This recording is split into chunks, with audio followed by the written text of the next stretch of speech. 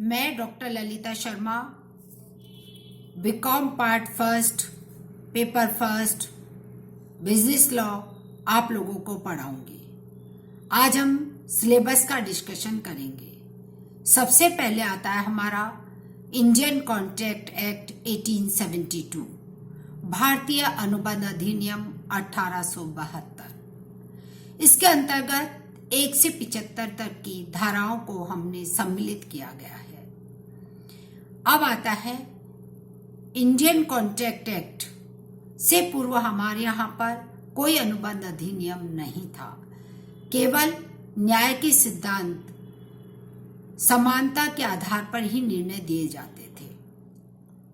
Indian contract act के अंतर्गत बताया गया है कि ठहराव क्या होता है, अनुबंध क्या होता है, किस प्रकार से ठहराव का निर्माण होता है कि जब प्रस्ताव स्वीकार कर लिया जाता है तो वह ठहराव का रूप बन जाता है, और जब ठहराव राजनियम द्वारा प्रवर्तनीय हो जाता है तो वह अनुबंध कहलाता है। इसके अंतर्गत आगे हम पढ़ेंगे कि प्रस्ताव स्वीकृति, कैसे प्रस्ताव का संवहन किया जाता है, कैसे स्वीकृति का संवहन किया जाता है, कैसे प्रस्ताव का खंडन किया जा सकता है, कब किया जा सकता है। इसके बाद में आता है पक्षकारों में अनुबंध करने की क्षमता। पक्षकारों में अनुबंध करने की क्षमता किसमें पाई जाती है? जो वयस्क हो, स्वस्थ मस्तिष्क का हो, जिसे राजनियम द्वारा अयोग्य घोषित नहीं किया गया। इसके बाद आता है स्वतंत्र सहमति।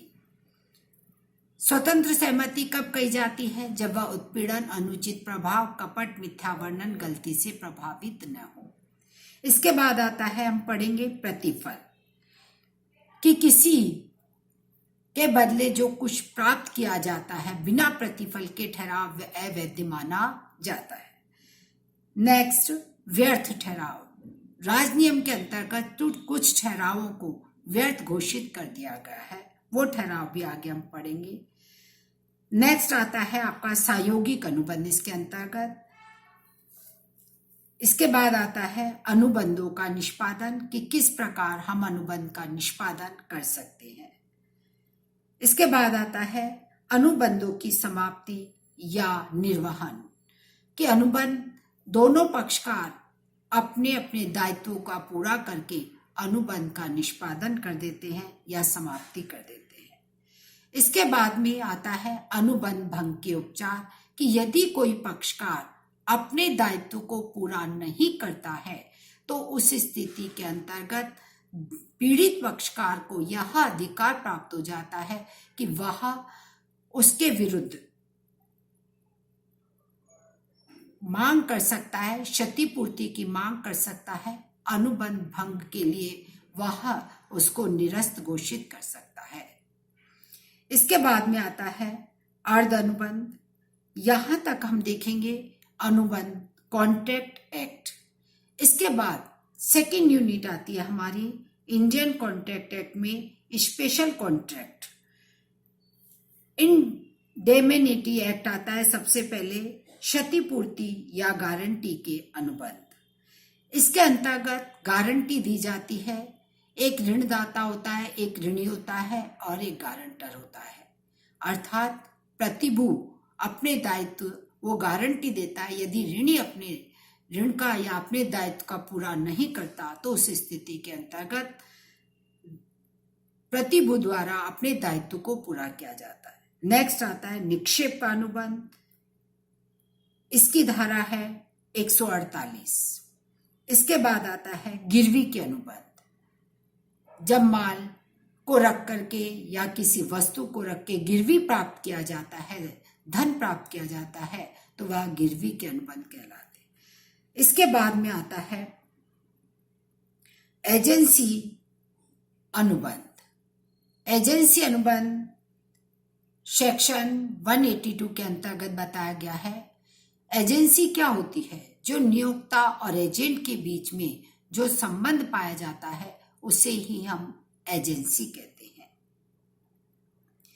इसके बाद में नेक्स्ट यूनिट आती है हमारी सेल्स ऑफ गुड्स एक्ट।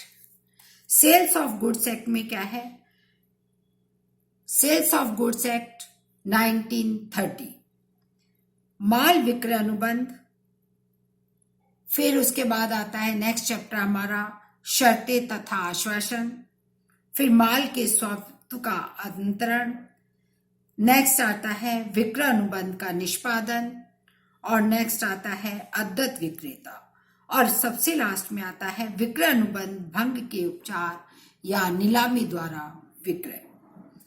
इसके बाद में नेक्स्ट यूनिट आती है फोर्थ हमारी इंडियन पार्टनरशिप एक्ट 1932।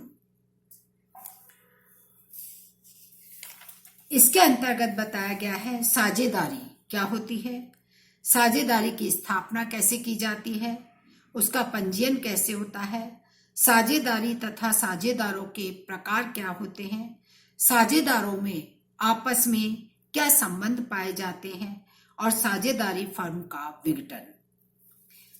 इसके बाद में आती है नेक्स्ट हमारी यूनिट फिफ्थ। इसमें आता है लिमिटेड लायबिलिटीज पार्टनरशिप एक्ट 2008। इसमें आता है सीमित देयता साझेदारी का परिचय, सीमित देयता साझेदारी का सम्मेलन तथा संस्थाओं का सीमित देयता साझेदारी में परिवर्तन, सीमित देयता साझेदारी एवं उनके संबंध, वित्तीय प्रकटीकरण एवं अन्वेषण, समझौता, व्यवस्थापन तथा समापन। इसके बाद आता है इसी में ही consumer protection act. Consumer protection act के संबंध में बताया गया है उपभोक्ता संरक्षण अधिनियम 1986। उपभोक्ता संरक्षण अधिनियम का परिचय, उपभोक्ता संरक्षण परिषदें, उपभोक्ता विवादों का समाधान, जिला मंच और उपभोक्ता विवादों का समाधान राज्य तथा राष्ट्रीय आयोग द्वारा भी किया जाता है। इसी के साथ हमारा सिलेबस आप लोगों को बताया। धन्यवाद।